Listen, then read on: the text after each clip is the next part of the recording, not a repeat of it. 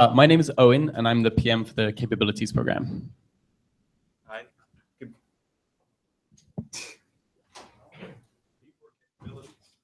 On. Hey, good morning. I'm Alex Russell. I'm the tech lead for the Capabilities program, formerly known as Fizz, I guess. Yeah, so when we were here 6 months ago, in Munich, we were talking to you as the Fizz program, or the Fizz team, or the Fizz project, or no one really knew what Fizz was organizationally. It was just kind of a bunch of people in a bunch of different places doing cool stuff. And now we've done enough staring, and we've realized that this actually is something called a program. And so that's what we are now, and Capabilities is a much clearer name than Fizz. No one really knew what Fizz was previously. So Capabilities, since BlinkOn 6, what have we been up to? Well, the first thing is that we've shipped the Origin Trials framework. So Origin Trials is this really cool system that allows us to expose APIs to the web faster than we could before, but in a constrained way where developers have to sign up to try it out in a kind of experimental capacity, use it for a little bit, and then it gets switched off. This allows us to kind of bounce this elastic band, to extend Drew's metaphor, bounce this out and see if it looks like it's going to stretch well in that direction without really moving our full force that way. So this has been really helpful in allowing us to experiment and move faster. And so in the last 6 months, we've run Origin trials for persistent storage, allowing sites to have more predictable storage on the device, web Bluetooth, web USB, so lots of cool hardware stuff, service worker foreign fetch. This is really allowing CDNs and third parties to make good use of service worker for performance and offline. And the web share API, allowing sites to have a really nice, richly integrated share interaction. And the image capture API, which allows websites to control aspects like focus and zoom and have high quality camera controls. So we're really excited about this kind of progress towards ensuring that the web has everything that developers need to build really high quality content. And with the Origin trial system, a bunch of other teams have also shipped things which we're really excited about. WebVR, Long Task Observer, and Root Scroller have all come in that time. And outside of Origin trials, we've also shipped a bunch of features to be enabled by default and stable, which we're excited about. Broadcast channel makes it easier to have multiple tabs kind of communicating and working together in a docs-like scenario. Web Bluetooth has gone all the way through the Origin trials and is now available. And persistent storage, again, has gone through the Origin trials and is available. So we're really excited about the increasing capabilities on the web. I also want to do a bit of a deep dive on push and notifications, since this has been a really exciting area over the last few years. So we shipped this almost 2 years ago now, maybe 18 months ago. We shipped the push API and the notifications API. We now have the web push protocol is now RFC 8030, which a lot of effort went into that. And we're really excited with how that's shaped up as a kind of early standard. We now have lots of rich capabilities in the push protocol. We have Vapid support. We support encrypted data payloads and kind of full programmatic control across the whole stack for developers. So this is kind of a fundamental idea behind the extensible web. We're exposing really low-level capabilities that allow third parties to build more simple and easy-to-use abstractions on top of for developers. And that's what we've seen. The third-party ecosystem is really developed. We have FCM for web, which is Google's Firebase library. So we have an internal team helping out there.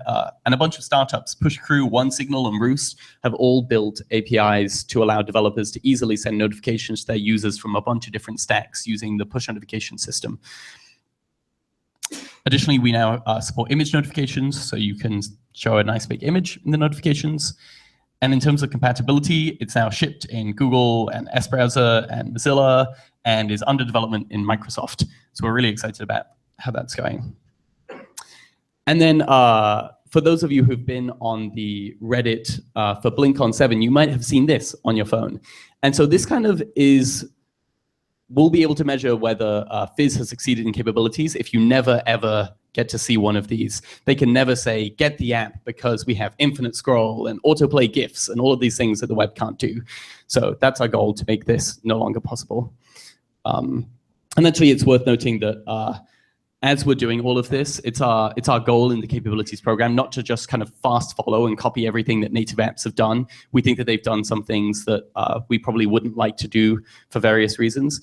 And we're trying to think about the way the web is going to evolve in the future and making sure that we can keep the tenets of linkability and security, ephemerality, all secure whilst making the web more powerful. So now I'll hand over to Alex.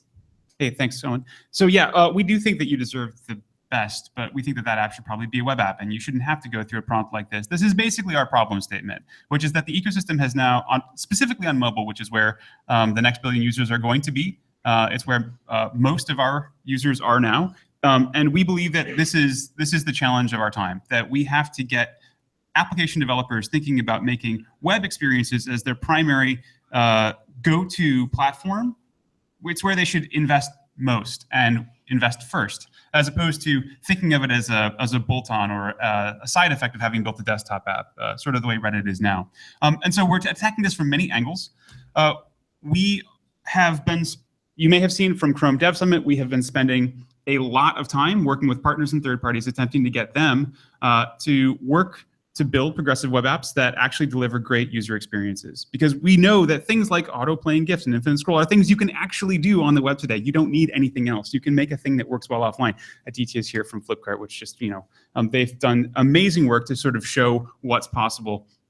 I got a ride last night from ride.lyft.com, which is a PWA installed to my home screen. It's possible to build these amazing experiences on the web today. It's just we have to get everyone else to understand that this is something you can do. And when it happens, when people do this, we know that it works. The business case is extraordinarily strong. This has been the missing link so far. We have not been able, specifically in the wealthy Western world, to tell the story in a full-throated way to show how good the web, specifically on mobile and on Android, can be for a business. Alibaba built a PWA, the largest B2B site in the world, and they've got 76% higher conversions as a result. This is a low number from many of the sites that we talked to about how the engagement and conversion rates translate. Housing.com, when we saw this number from Housing, we basically had to ask them to stop and confirm that that was the number, and then make sure that we got the details right, that this is actually roughly a like-for-like comparison, that these were users who were being acquired across the native app and the PWA, and that the PWA actually meant roughly similar engagement, and that's the case here. You're not doing a good job by your business if you're doing what Reddit is doing today. But we have to get that story out there. So we want to grow the set of users who encounter these applications, and the businesses who can benefit from them. So those are our explicit goals. In 2017, we want progressive web apps to go mainstream. And our team's job is to deliver the capabilities that will unblock developers from thinking about progressive web apps as the primary channel that they're going to deliver their user experience for their service through. So today, 13% of time, roughly, is spent on the mobile web for people who are using their phones. The rest of that time is spent in native apps. That number hasn't budged in a couple of years. It used to be a little bit higher. It's been hovering between 13 and 14%, depending on whose numbers you look at and what you believe. That is a low number, right? If you think about your time spent on the desktop, we really, really, really need to grow that number. We need to grow it to a much larger place. Otherwise, the sort of investment that we kind of all assume that we're going to be putting into browsers doesn't really make sense in the long run. So in 2017, we want to see 1,000% increase in the number of launches from those add to home screen shortcuts that are on the desktop. And that's what we're working toward. So how do we get there? So we're investing in strategic ways. So you may have heard from us in the past about features like push notifications and add to home screen and service workers and manifest and all the things that sort of add up to that progressive web app experience that you can have today. Those all taken individually are a very disconnected story. What do manifests have to do with service workers? What does that have to do with push? Couldn't I just build a push notification API and just make that available to every website? Those things don't really add up to something unless you kind of have a thesis about where you're going. And that's our plan. We have a thesis about where we want developers to go, and in part because they've told us about where they need us to go. And so we're investing in areas that will unblock the next largest tranches of time spent on mobile devices. So installation and branding. We want to help users understand when they are on a progressive web app. Take advantage of that. We want to help them more easily get into and recall progressive web apps in many of the surface areas that they might find. We want to give them a higher fidelity experience. So you may have heard of the phrase web APKs, which we're calling better add to home screen or improved add to home screen. That's coming very shortly. And that is a great way for us to get deeper system integration, at least on Android. We are going to continue to enable social, e-commerce, and media applications this year. So you'll see work like that image capture API work. That's very focused at a very specific set of blockers. We're doing a lot of work on a new image and media picker inside of Chrome for Android to help users better share the things that they've got. Web Share is one half of Web Share and the Share Target API, which help make social applications that much more